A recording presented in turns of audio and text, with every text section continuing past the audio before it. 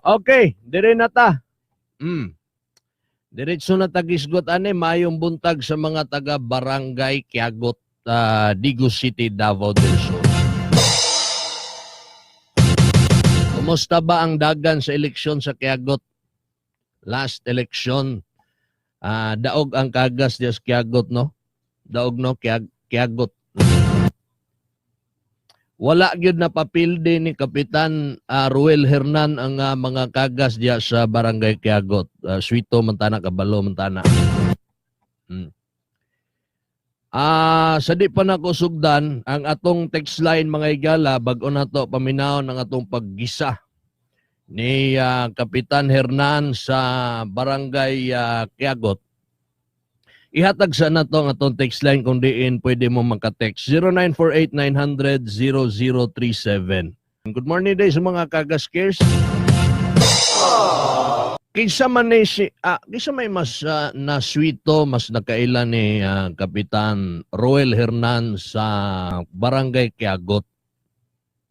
Mangayo tagkuan ninyo kanang pulso ninyo, himulsuhan tamo sa mga nakaila, sa mas labaw nga nakaila, especially sa mga taga Quiagot, mga coordinators na to diya sa Quiagot. Unsa may tan-aw ninyo ani ni Kapitan, unsa may gihimo ni Kapitan. Kani akong gisulti mga igala, wala na ni kuan ha kanang dili na to pangunahan ang of course ang desisyon sa mga kagases, especially kang Governor Dudo Cagas. Ang ato dire isip mga defender dili pod para sa ato dili ing ana dapat kasayon. Kumbaga ba, dadaan muna siya sa mga matatalim nating patalim.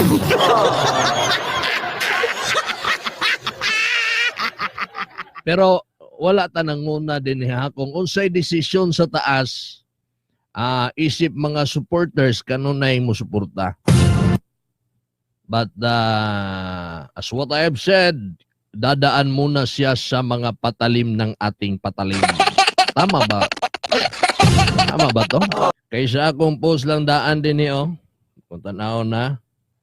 Matod pa dire mga igala sa mga komento sa akong balita nga si Kapitan Hernan lagi diha sa Barangay Quiagot magkagas na siya. Kagahapon ni adto ni siya sa opisina ni Governor Dodo Cagas. Mismo siya gyud si Kapitan Ruel Hernan.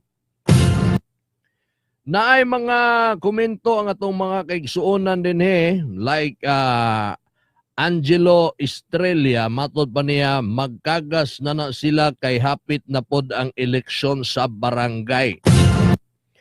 Si Rockstone, matod pa dire, karon pa kang nga wala na imong amo nga kanhi mayor sa Digos.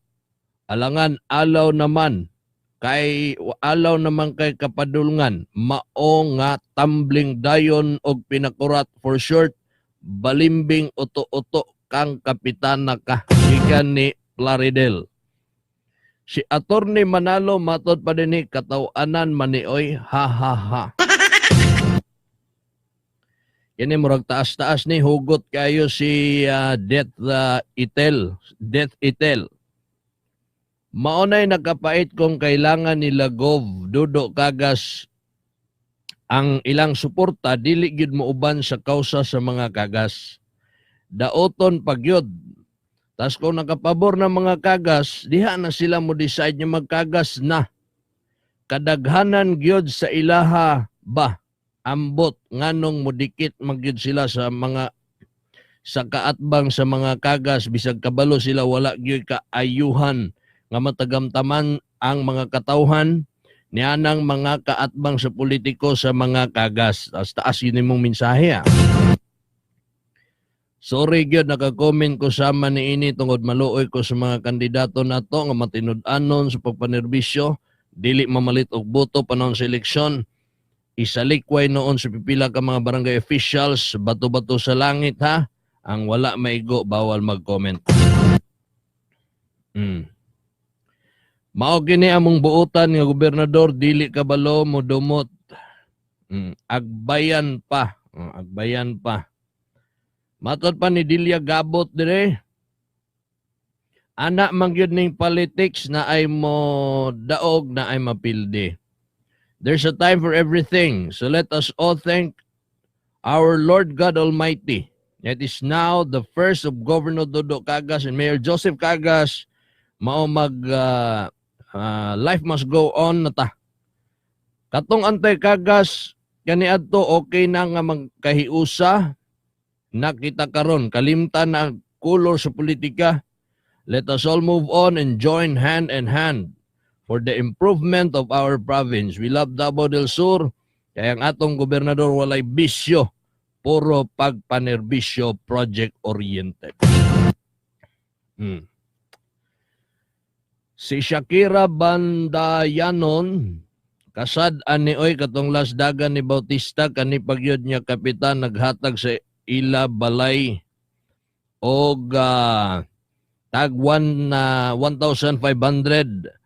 Pagkadaog ni Bautista, si Gov na priso ato. Sila ni duaw ba sila pagkapriso ni Gov? Kasad lang gyud nyanon na ingon ani. Election 2013, kung wala ko masayop, hapit nagpatay diri sa among barangay, kay gisita nila ang mga tao sa mga kagases. Kulba ni taga-Quiagot ni si Sharika Bandayanon. Ecclesiastes chapter 3, adunay panahon ang tanang butang. Pagbuot kini sa atong Dios. Amen. Nga sa kadaghan sa mga pagsuway sa kinabuhi ni Gov Dodo Cagas, ilabi na kaniadto nga napriso siya. Kanunay gyud mi mo bisita ni Gov. Pero si Gov wala gyud maguol kada moduaw kami. Makita na mo always smiling si Gov. Mo I ask him, di naman takalitok ano yung iyang answer, there is only one way to protect yourself and your emotions. Truly trust God. Si Gov Diyos nun kaayo. Maong magkahiusan na kita, let us move on ato suportaan si Gov Dodo, mga kagasis pa rin o Antay Cagas, panahon na para magsaya. Forgets muna ang problema. Let's join na lang. We all love Davao del Sur. In union there's strength. Thank you, Lord. Amen. Taasan ni Mugmisay. Ang mga kagas, mauni ako nakita sa ilaha, what counts most in your life, it was we do for others. And most of all, divine. Diyos nun kaayo. Sinenen kang maong, didikit unta ning bingklat. Ikot-ikot, alam na this. Ay na lang nag-apil-apilan ng bayhana diri sa akong programa. Ani maning life dito sa mundo, kumbaga sa politika or sine, adunay bida, adunay kontrabida. Si Gov Dodo, mao ang love ni Lord God Almighty. Amen. Gikan ni Henry Ikay, pahumot na sadta, hapit ng barangay election, ha ha ha. Si Elizabeth matod pa, kapit sa ehem. Si Donaire Ihara, anyari kap, sabay lang sa hangin, kay no choice. Sad pero pero palakpakan. But why karon lang nimo nalantaw na wala di ay asenso ang atong barangay Quiagot? Mao po'y sakto nga question ni Lia. Why karon lang daw nimo napansin, Kapitan Hernan, nga wala di ay asenso ang inyong barangay sa Quiagot? Nganong karon pa man? Tungod ba kay wa nay kumbaga wa nay tulay nga kaagian? Unsa bay rason? Palihog na lang tubag ani Kap kung naminaw ka Kap, no? Well, napangutanan ako ni. Kauban ako si PIO Hero. Nagisa na mo ni gahapon nga akong ipapaminaw sa iya karon. Kung giunsa na to paggisa ug unsa ang tubag ni Kapitan Hernan sa barangay Quiagot sa iyahang desisyon nga magkagas na. Ang panaghiusa maoy sinugdanan sa kalambuan gikan sa di basta-basta nga si Lorenzo Florentino. Gov Douglas Cagas usa ka masinabtanon og tinuod niya leader by example gikan ni Dale Sucaire. Asos karon na sila mag-ingana panahon na gani sunod eleksyon, moabot biyaan ra mga Cagas sa ere.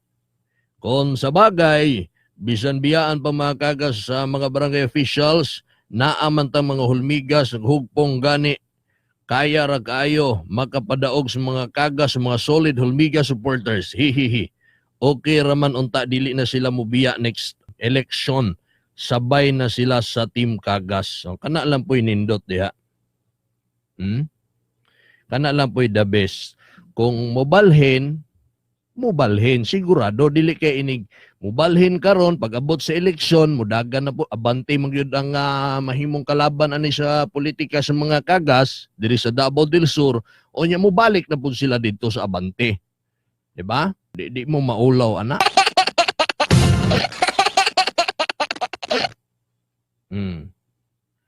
Kundi Mike, plastic kaayo nang kapitan sa Quiagot gikan ni 517 ngano nakaingon man ka. Isulti kay para klaro ta, ha? Morning Mike, yes, minaw gyud me always sa inyong programa. Tisita ni Kuya Edwin. Salamat kay sa kanunayong pagpaminaw. God bless sa inyo hadiate, ha? Kanang mga kapitan niya dili Cagas, nagkagas rana karon. Dili gyud na mula hutay. Mubalik gyapon na sa dati puno ang arka ni Noah. Sirado na, makadawat na gamay. Insulto sa mga Cagas, di na kaagwanta. Hungitan na og kwarta, balik gihapon na. Asa man na sila sa unang panahon nganong karon pa man gikan ni 424. Ganahan ko si mong hugot. May pinaguhugutan talaga. May tama ka. Basta klaruhay lang ta mga kapitan ha nga daghan naman ni sila napasiguro yung mga nagplano nangita lag tsimpo nga kanusa sila makabisita sa Kapitolyo sa opisina mismo sa tong amahan sa lalawigan. Ang ako la mensahe ninyo mga kapitan mo, wala ra bay kwarta ning Cagas nga ihatag-hatag sa inyong mga opisyal, mga kapitan? Wala ra ba? Basin ba, no? Basin ba? Basin maunay, tumong ba? Wala ra ba'y kwartang mga Cagas nga ihatag ninyo? Mag-isip-isip na kayo. Og karon mga suking tigpaminaw, ato ng paminawon mga higala, ang atoang paggisa sa mga pangutana og ang tubag ni Barangay Quiagot Kapitan Ruel Hernan sa iyahang pagkagas na. Pagmatod pa, musuporta na siya sa mga Cagas. Ingon si Mitch Ferdre, hahaasa di ay na siya sa unang panahon sa gira. Sir Mike, pila na siya nga kapitan niya gusto mo surrender ni Gov. Ang amoa kayang kapitan, wala pa siya plano mo anha diha og mo surrender. Si Kapitan Nakwa. Wala ko kabalo. Anya, ato na paminahon si Kapitan Ruel Hernan.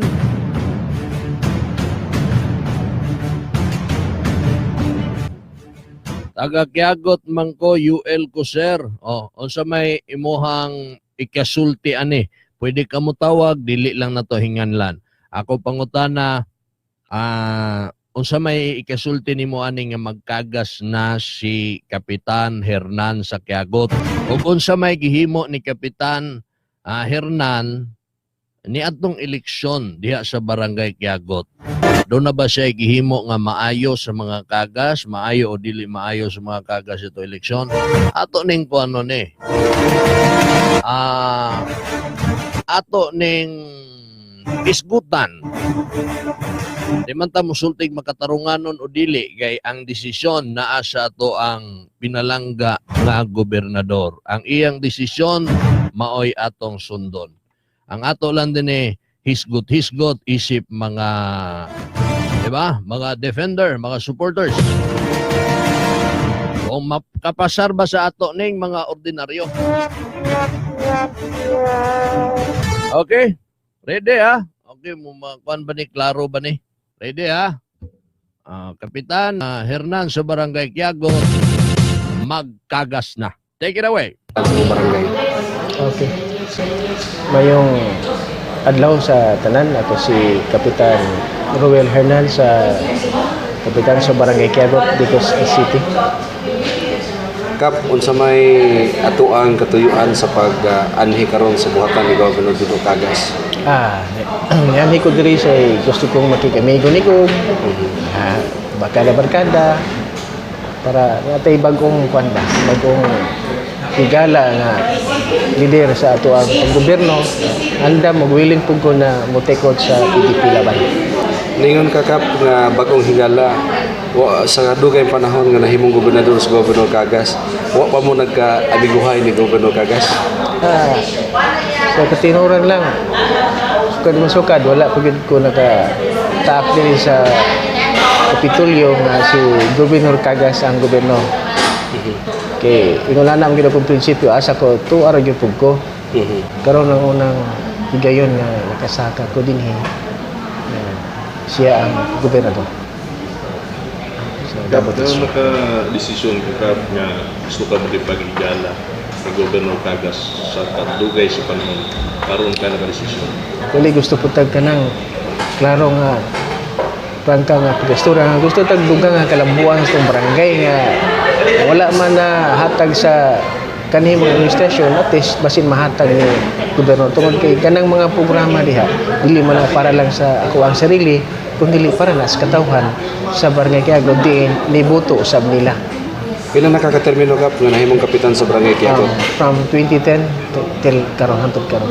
Sulod sa siyam ka mga katuigan nga nahimo kang barangay kapitan o ninunot ka sa kausa sa kontra ni Governor Cagas, wala gyud mo nabati ang kalambuan o kauswagan sa mga barangay nga ikaw naging-uno nga to kanila?